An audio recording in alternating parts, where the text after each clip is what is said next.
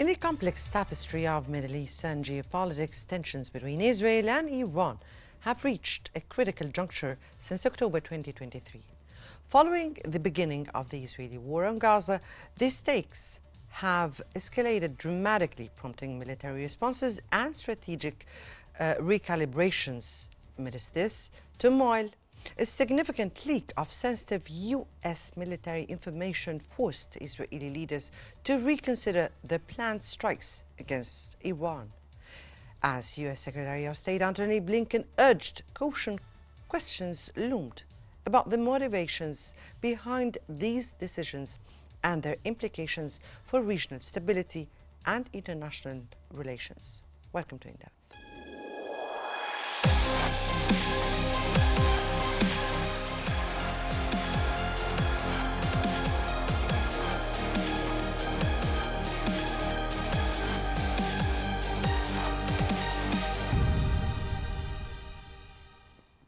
The Economist reports that Israel is in a waiting game where its leaders are watching America's elections closely because who wins will shape Israel's approach to its three wars. Their report said that the United States has been urging Israel to target less strategically sensitive locations such as missile and drone factories instead of nuclear facilities. According to the report, recent incidents have prompted Israel to reconsider its strategy. Pro-Iranian Telegram channels leaked what appears to be top-secret U.S. intelligence documents. Additionally, an explosives-laden drone exploded near Prime Minister Netanyahu's residence in Qasseriyah on October 19th. Israel interprets these events as justifications for attacking key Iranian targets, including its leadership. However, the report concludes that any decisions regarding strikes on Iran will likely be postponed until after the U.S. presidential elections. Once a new president is elected, Israel will have to start making its own decisions, it said.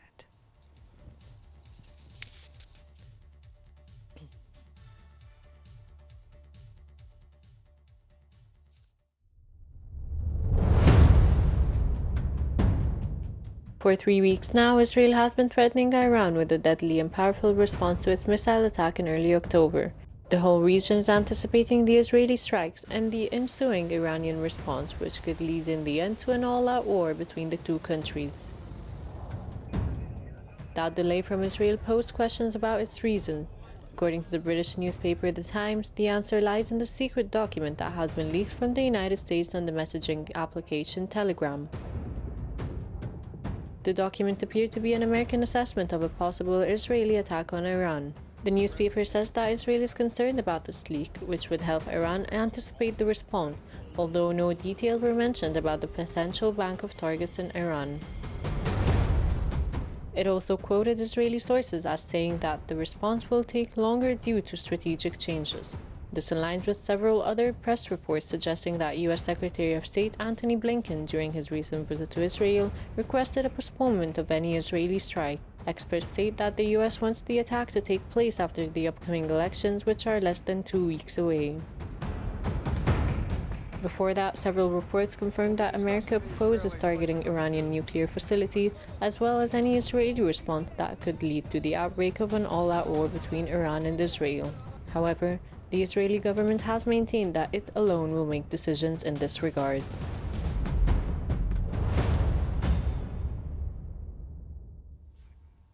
Well, welcome back. And in a pivotal moment for Middle Eastern geopolitics, we sit down with Brent Sadler, a former Pentagon official from Washington, and Hassan Al-Khatib, a professor of political science from Kentucky, to explore the recent postponement of Israel's strike on Iran. What lies beneath this decision? So, welcome both gentlemen. Thank you. Thank you. Thank you. Mr. Sadler, what do you believe are the primary motives behind Secretary Blinken's request for Israel to postpone the strike on Iran?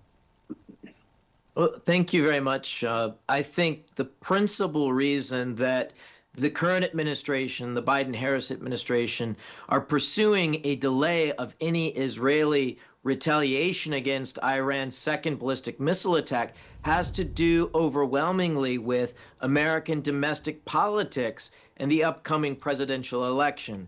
The Biden-Harris team cannot afford to be yet again appearing to be ineffective or weak in trying to influence an Israeli attack or the necessity for such a response. And so it's to their benefit.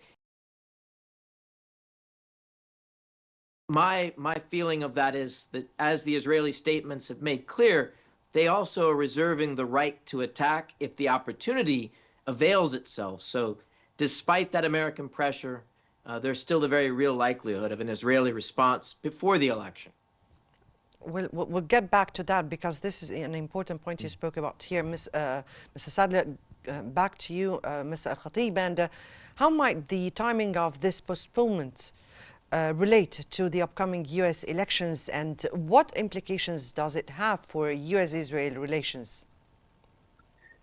The main issue here is that the U.S. looks at the Middle East and it sees the strategic interest of the U.S. in the region, and that hasn't changed for decades. The oil and Israel.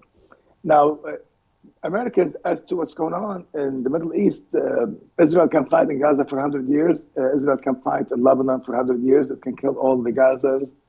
It can demolish Lebanon. It does not affect the U.S. at all. But oil affects the U.S., even though the U.S. is not dependent on Middle East oil.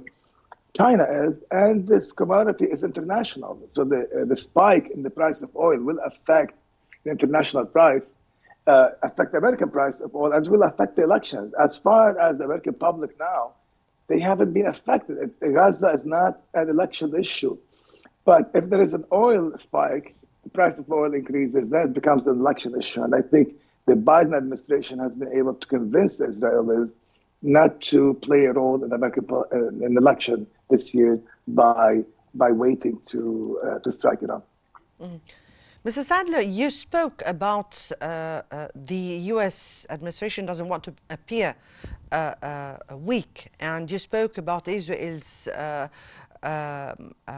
reserving its right to strike.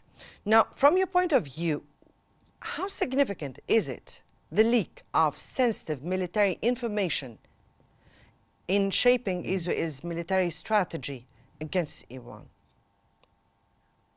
This is a terrific question.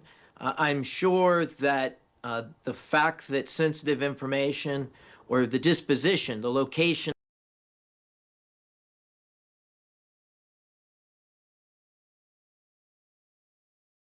would strike Iran. But it's important to point out that the information that has apparently been leaked was not intelligence that was provided freely by Israel to the United States, but rather satellite and signals intelligence from what the U.S. was observing of what Israel's preparations were. So the problem is twofold. One, it provides insight into what Israel's preparations were to Iran. No, let me get that clear. Let me get that clear, Mr. Sadler. Yeah. So you're speaking about a leak through the satellites. So we're speaking that the missile or the weapons that will be used, the drones that will be used, the aircrafts that will be used, or all the way that will be used against in Israeli strike against Israel was leaked or were given freely by Israel to the United States and were leaked through satellites, the satellites transformation? This is what you're saying? No, I don't think the Israelis gave any information to the U.S. It was information that the U.S. got itself watching the Israelis from satellite and signals intelligence. So the Israelis have not been sharing or clearly coordinating very deeply and giving advance warning to the current administration for several months now, given a difference of opinion and difference of approach to Hamas and Hezbollah already. most notably the attack in Beirut and the killing of Nasrallah. So I think it's very clear when I see this leak that it's an example of how bad the information sharing between the Israelis and this administration has become, a very weak level of trust.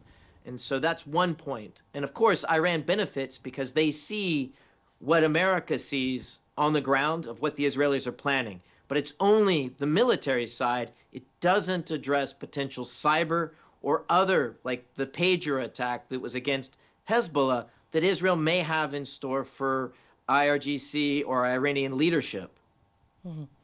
Mr. Khatib, in your opinion, what role do leaks of sensitive military information play in international military strategy, particularly in the context of Israel's planned actions against Iran? It is very interesting phenomenon, this relationship between the U.S., Israel, and Iran. The U.S. and Israel are allies, definitely, but it's a one-way street. Israelis get a ton of money, military aid, unlimited support. But then if Israel is going to do anything for the U.S., it has to be paid for it. So, for example, with the issue of Iran, striking Iran, the Israelis wanted to, the THAAD defense, they have to get something in return. They will not do anything for the U.S. for free, but the U.S. gives them money and weapons, unlimited.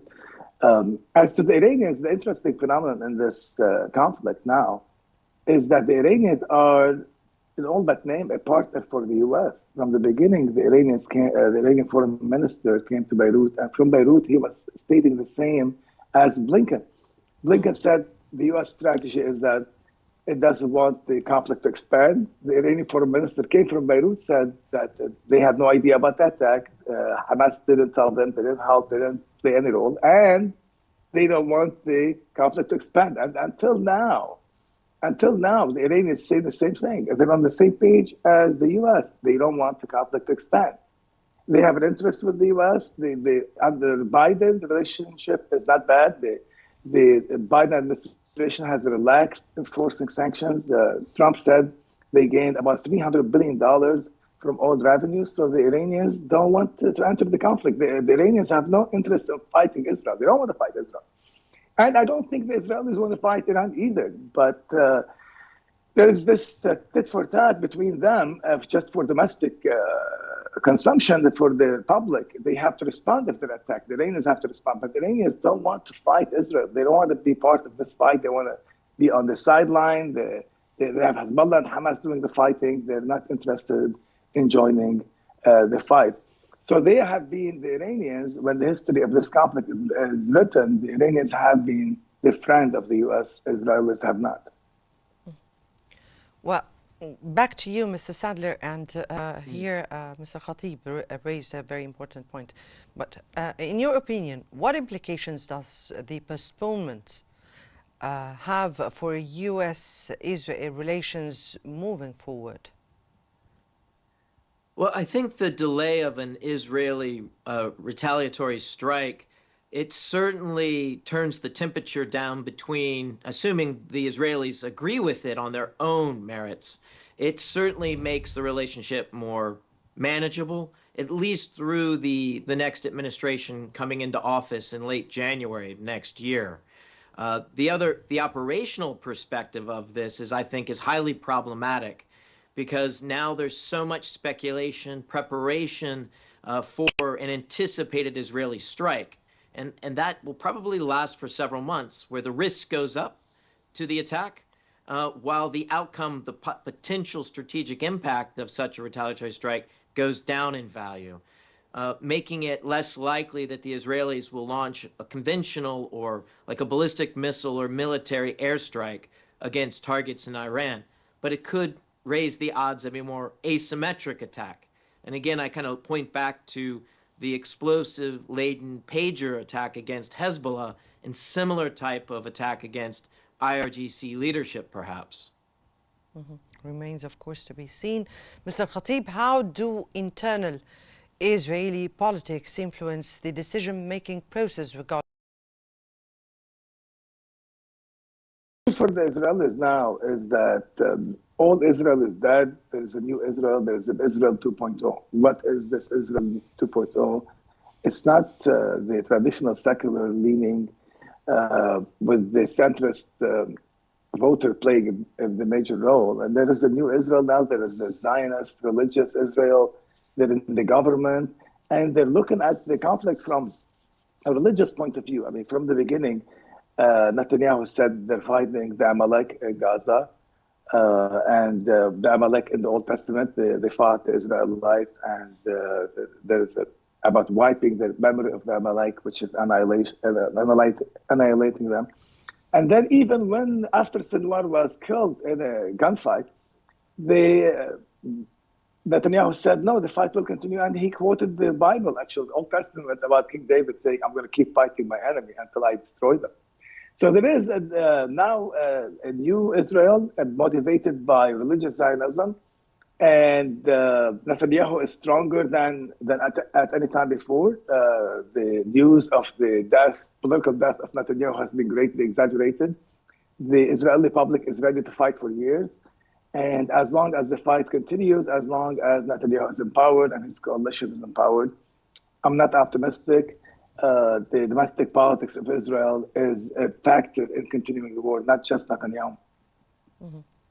Back to you, Mr. Sadler, and can you elaborate on how the Israeli target bank might be affected by this decision of delay? Well, yes, I think the type of targets that the Israelis would consider, given the information leakage, makes a airstrike against nuclear targets very unlikely. Those would be very complex to execute anyway. I think the target packages actually starts to shift more outside of Iran and more to its support to the proxies. And again, I think top of the target list is the IRGC and its operations in, say, Yemen, and of course, Iraq, Syria, and Lebanon. Mm-hmm. Mr. Khatib, if Israel has indeed decided to postpone the strike or delay it, what factors are likely influencing that decision from both a strategic and diplomatic perspectives? I mean, they have a good relationship with the U.S., awesome relationship with the U.S. I mean, they get all this unlimited support, and they have good relations with the Democrats, they have good relations with the Republicans. I think it's important for them not to be seen as playing politics, because if they do bomb at this point in time in the election and the spike in the oil price, that would hurt Kamala Harris a lot. And they don't want to do that. They don't want to appear to be playing a role in the politics. But I think by the end of the day, the main issue here is that this triangle, Israel, the U.S., and Iran, this relationship is very complicated. These three parties, Israel and Iran, they're not enemies. I would call them frenemies. They have cooperated many times. I mean, during the Iran-Iraq war, Israel was selling, for 8 years, was selling weapons to the Iranians, and they were worried that the Iraqis would win, and they convinced the U.S. to sell weapons to Iran. Actually, that's the beginning of the Iran Gate, when Americans visit Iran, the Iranians tell them, hey, our missiles are pointed at Saudi Arabia, not at Israel. So I don't see them as enemies. I think that Israel needs Iran as an enemy to say, oh, we're facing a threat, help us, give us weapons, give us money. But the Iranians have no interest in fighting them. And they have proxies for a simple reason. They have influence. They want to project their influence in the region. But they're not looking to fight Israel. I mean, they say, oh, we'll finish Israel in 7 minutes and all that. But they really have no intention. And the Israelis know that. Even Rabin said that he sees Iran as a strategic asset, as a threat. He doesn't see it as an enemy. So I see this, that tit for tat is the issue of Israel presenting itself as I'm a power, I can strike anywhere I want because I'm powerful, I'm Israel. But do they want to go to war with Iran? No, they have no reason to. They don't see an interest in going to war with Iran. And the same thing with the Iranians. Iranians and the Israelis don't see themselves as fighting each other, have an existential threat in each other at all. Mr. Sadler, as a former Pentagon official and a strategist, what operational adjustments do you think Israel will need to make in light of this delay? Well, I think most likely outcome of this postponed retaliatory strike against Iran is a doubling down of its military operations in southern Lebanon. And again, the strike against Hezbollah's financial assets, the bank that you mentioned earlier, is, I think, part of that effort. I think there's going to be reinvigorated attacks against IRGC cells throughout the Middle East. I think probably next on the agenda for the Israelis will be going after the Houthis, who are benefiting from both Russian targeting assistance and also on the ground IRGC help. And the Houthis have actually launched several attacks against Israel. They have largely avoided a retaliate, in the recent past. They've had several significant strikes from Israel, of course. But I think that is a very likely vector for Israeli increased military operations, both covert and perhaps in strikes as well, airstrikes. Mr. Khatib, what potential consequences could arise from this delay or postponement for Iran's nuclear ambitions and regional security dynamics? The Iranian nuclear program dates back to the time of the Shah. This is nothing new, and for years and years and decades, the U.S. and Israel talk about the Iranian nuclear program. Okay, and then Obama had a nuclear deal with them that only postponed the program. They delayed the program, but didn't end it. I don't see that Israelis and the U.S. see Iran as a problem the way Iraq was seen. I mean, when Iraq had a nuclear program and they had the Iraq nuclear reactor, the Israelis saw it as a threat and they acted right away. They didn't even care for consulting the Reagan administration. They just bombed the reactor.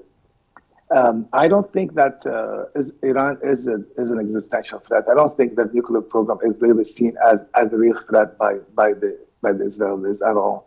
However, they need this threat. They need this idea that that we have a threat. Okay, what's the threat? I mean, you are really strong. So who is threatening you? Well, the Iranians. Look at the Iranians. So Iranians very helpful to the Israelis by making these exaggerated claims when they have zero intention at fighting Israel. If they have a nuclear weapon, are they going to use it against Israel? Of course not. I mean, look at Pakistan. Pakistan has a nuclear weapon. I mean, the Israelis are not losing sleep over it. I think it's a manufactured threat, and the nuclear program is ongoing, and I think the U.S. accepts that. But it can't say, "Oh, I accept a nuclear weapon in Iran," because it's a policy issue. But does the U.S. see it as a threat that has to be acted on violently, the way the Iraq was dealt with? No, the Israelis don't see it like that either. But it's very useful politically for the Israelis to have this Iran as a threat. Now, that was Brent Sadler, a former Pentagon official from Washington, and Hassan Al-Khatib, a professor of political science from Kentucky. Thank you, both gentlemen, for your insightful analysis. And that brings us to the end of today's episode of In Depth. So stay tuned for more exclusive stories here on Q News. Many thanks for watching.